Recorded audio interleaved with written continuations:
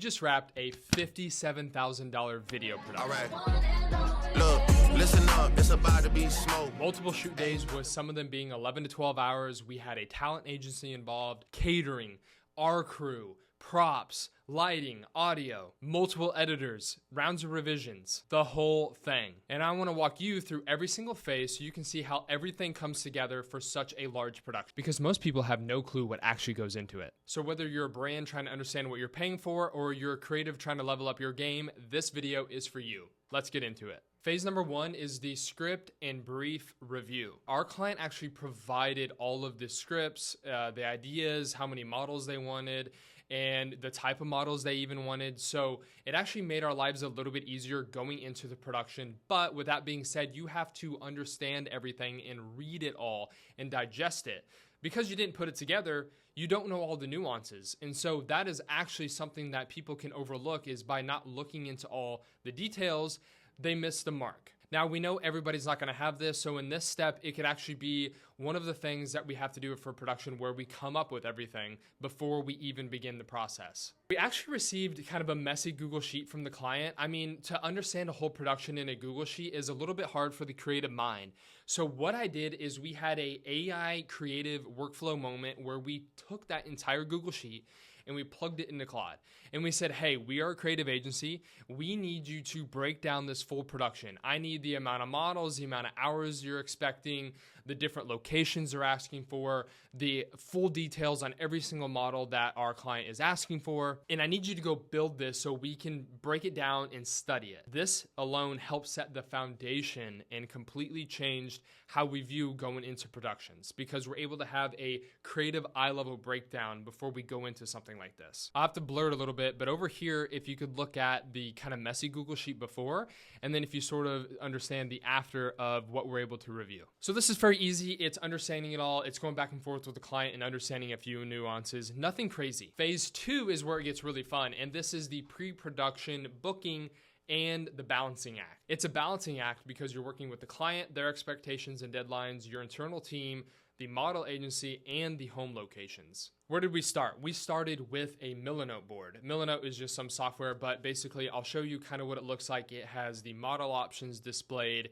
it has the home locations displayed, and it has other breakdowns about the production that we're gonna be doing. The client has to approve everything before moving forward. So if you're able to make it easy for them to not only comment on the video or the breakdown, but also approve everything in one spot, it makes our lives so much easier. All right, so I sent over model options based on working with the talent agency and then providing them. They kind of provide this whole sheet. The model's approved from the client, from the board, the visual board. They say, hey, this looks great. We also have the locations. Now I have to go back to the modeling agency and say, hey, here are the models that are approved.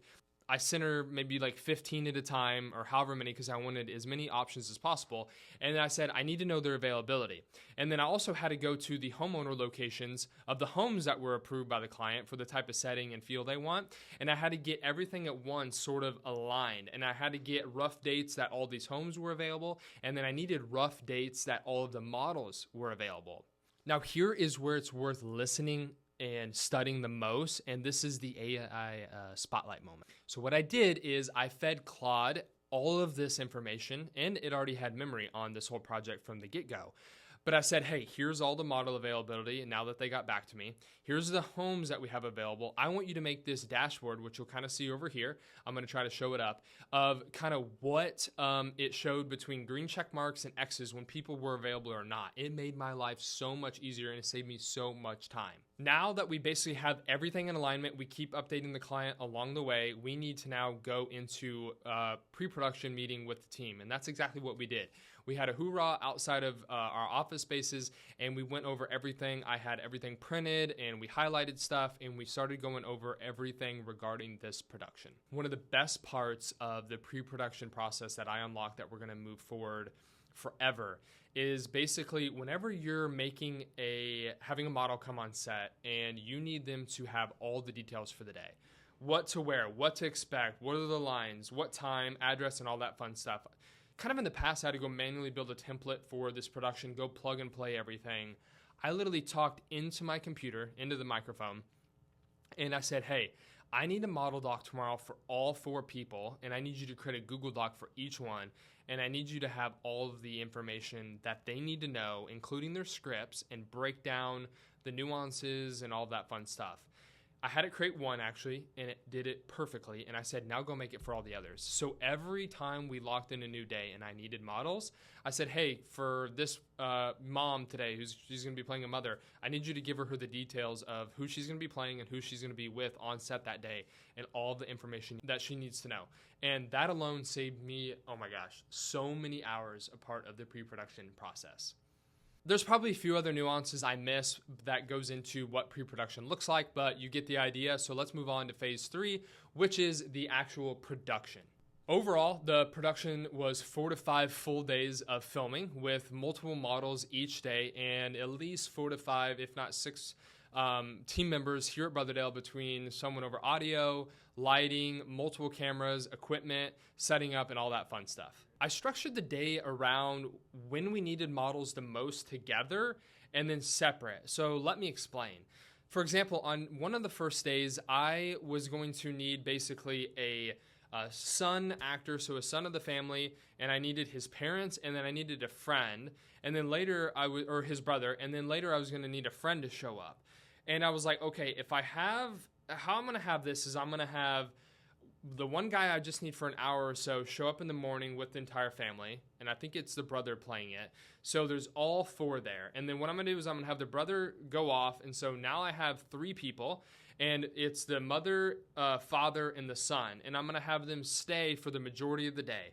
So I had all of the scenes with them 3 together going, and then the father had just like a few scenes that took maybe an hour with the son, and then I had the father be done, and then the mother needed to stay probably another 2 hours to get even more content.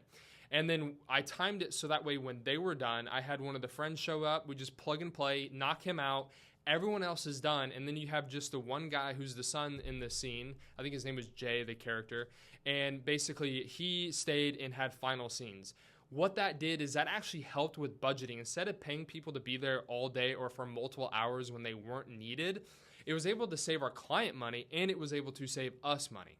Now, how did I do this? One, I actually just thought of the idea because AI honestly didn't even think of it that way, but I prompted it to then help me come up with this solution. Another part of it was like catering logistics. So even if I wasn't there on site, I had to come back in the morning. I tried to provide breakfast. One day it was like Chick-fil-A. Another day we ordered some sandwiches and stuff like that. You cannot forget to feed people, water them. We had snacks and all that fun stuff.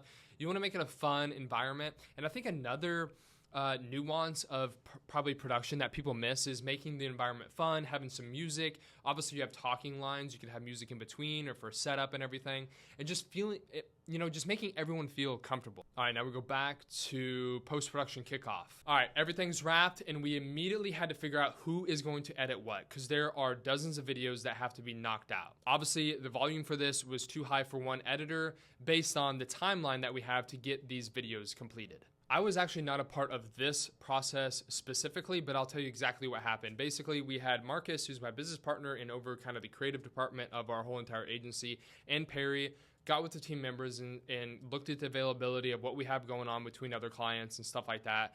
And people picked up where others were lacking in the sense of their availability and absolutely crushed it and knocked it out of the park. We just had a game plan and said, all right, you're going to take this, you're going to take this. Someone said, I don't think I can do all these videos. I need to pass it off to this person. And the team worked great. And that's the part that people miss, is having the flexibility to do things like that. Because when you're able to work as a team for the end goal, you're not trying to compete against each other. Some of the editors were not on set or part of this production yet at all. They're just doing the final part of the editing. So we'll actually send a editing brief, or we'll meet with them as an editing breakdown before we even start, so that way they understand the nuances. They weren't there on set that day. They need to know information. They need to know, hey, maybe this take was the best. You don't want them to miss that. That's going to save time on the back end. And even if it's AI putting it together, talk into your computer, your phone, whatever, and tell AI to break down, hey, this is what happened on this day. This is what I like the best. This is how it needs to be edited. Give me one simple third grade reading level, 1-page document as an editing brief. And I say third grade reading level because that's usually the best to making the AI system just break it down to the most simplest terms. And it's not because someone's third grade reading level, it's because you want to make it so obviously clear that there are no mistakes being made and there's no fluff, so it saves time. You don't want to send a 5-page document that they got to try to understand and make their brain process. Truly, I believe this is kind of what separates good agencies and creative production houses apart from the rest, is not just all the pre-production for the team going to film, but the pre-production, the pre-editing side of things. All right, phase 5, quick internal review. We basically review all the content. We make sure it's right. This is a very easy step. It's nothing crazy. Team uploads it to Vimeo, Frame.io, Google Drive, whatever we're using at the moment. And we basically can leave comments and feedback and say, hey, I think you missed this. Let's go change this. Or, hey, I just noticed you missed a few spelling errors. Let's get these made before we send it over to the client. The goal is here, we want to make it as polished as possible before we actually hand it over to the client. Phase 6, very simple, client revisions and the final delivery. So for projects like this, we know there's going to be revisions because it's going to be on such a large platform.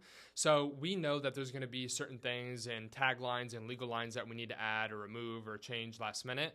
And so there's usually just a few rounds of revisions. Not every single video gets it. Some have already got the perfect thumbs up approval, and others just needed a few nuances here and there. And the finish line is basically everything's done. They have all their videos and maybe the aspect ratios they need, the legal lines added, uploaded to a certain system. Whatever it is, the finish line is as soon as all the videos are done and the client loves it and they're going to start using it for whatever they're using it for, we're done.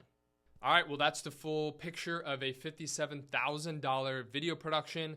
That's from the first script review all the way to the final delivery. And again, if you're a brand trying to look into this and maybe do it for yourself, or you're creative trying to level up, hopefully this helped you and gave you some cool tidbits of how to level up your game or what to expect. Obviously, drop any questions below. I'll answer them, or message me here on YouTube or on any social media platform. And guess what? If you want to see a lot more and have a lot more value we're having coming up in the marketing, creative, ads, all that fun space, subscribe. And we'll see you guys later.